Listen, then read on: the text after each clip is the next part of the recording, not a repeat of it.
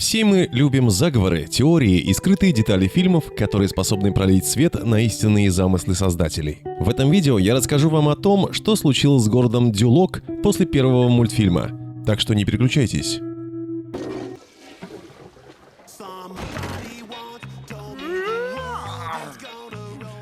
Дюлок был столицей лорда Фарквуда, главного антагониста Шрека. Вот несколько примеров из первого Шрека. Он процветает, имеет большое население, явно с процветающей экономикой.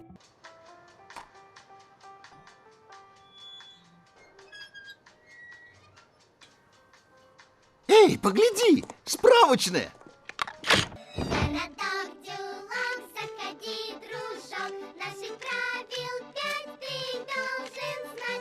Несколько лет спустя, во время короткометражки Шрека, можно увидеть, как выглядит Дюлок на данный момент времени. Он явно был разрушен и обезлюдил, но никогда не задумывался, как это произошло. Ребенок, смотря фильм, вероятно, не придал бы особого значения, просто предположил бы, что он был заброшен после смерти Фарквуда. Я считаю, что на самом деле сразу после событий фильма «Шрек» сказочные существа отомстили всему городу, разграбили и сожгли его дотла и, вероятно, убили большинство его жителей. Вот подтверждающие доказательства. Во-первых, города не бросают так быстро. Смерть Фарквуда не приведет к немедленному обрушению всего города. Его место займет кто-то другой, и город будет развиваться. Теперь, допустим, возможно, экономика Дюлока потерпела крах в результате политических перемен. Но даже если мы и предположим, что люди уехали из-за экономических трудностей, для того, чтобы крупная столица полностью опустела, потребуется больше, чем несколько лет. Все равно будет какая-то форма обитания на некоторое время. Исторически, единственный раз, когда город внезапно обезлюдил, это либо стихийное бедствие, либо разрушение вторгшейся армии. Например, большое восстание фей, жаждущих крови и жаждущих мести. Действие Шрек-страшилки происходит через несколько лет после выхода первого мультфильма. На этом видео видно город, который перенес серьезные разрушения, а не просто город, который люди решили постепенно покинуть. Стекло разбито, мебель сломана, на деревьях и домах видны явные следы пожаров. На улицах можно увидеть брошенные повозки и разрушенные стены в замке. По моему мнению, здесь произошла великая битва. И, наконец, самое главное – есть мотив. Первый фильм начинается с того, что Фарквуд пытает волшебных существ. Поставьте себя на место волшебного существа во время фильма. Ваши собственные друзья и соседи сдали вас секретной полиции за вознаграждение. Государство конфисковало ваши активы, бизнес и сбережения.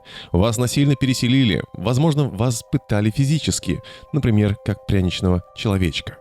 Целые семьи были жестоко разлучены и убиты, например, мама-медведь. Содрали кожу, чтобы использовать ее как коврик. Теперь, коли в конце мультфильма Фарквуд был убит, а военное руководство находится в замешательстве, город Дюлок был беспомощен. Ваши союзники находятся внутри дворца и готовы открыть ворота. Вы травмированы и полны гнева. Что вы собираетесь делать дальше? Вы спросите, как удалось захватить могучие стены Дюлока? Как уже отмечалось выше, Шрек и его приятели, включая дракона, были уже внутри и могли подорвать оборону города. Кроме того, мы видим, что единственный плохой парень, который исправляется, это палач. Он танцует вокруг наших героев в конце мультфильма. Возможно, он предвидел, в какую сторону дуют ветры и какую заключить сделку, чтобы открыть главные ворота после того, как Фарквуд будет выведен из строя. За это его пощадили. В любом случае, есть много доказательств того, что после того, как мультфильм закончился, Дюлок был немедленно захвачен. Были сожжены целые кварталы. Я содрогаюсь при мысли о том, как Пиноккио использовал свой нос против девушек, которых он загнал в угол во время грабежа. Все, что осталось, это дымящаяся оболочка города. Это имеет большой смысл, особенно если учесть, что именно поэтому персонажи никогда не возвращаются в Дюлок в наступных фильмах.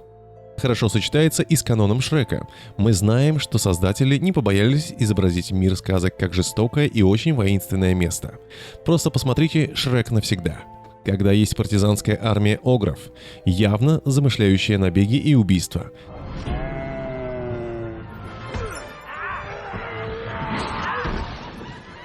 Не забудь подписаться на наш канал и поставить лайк.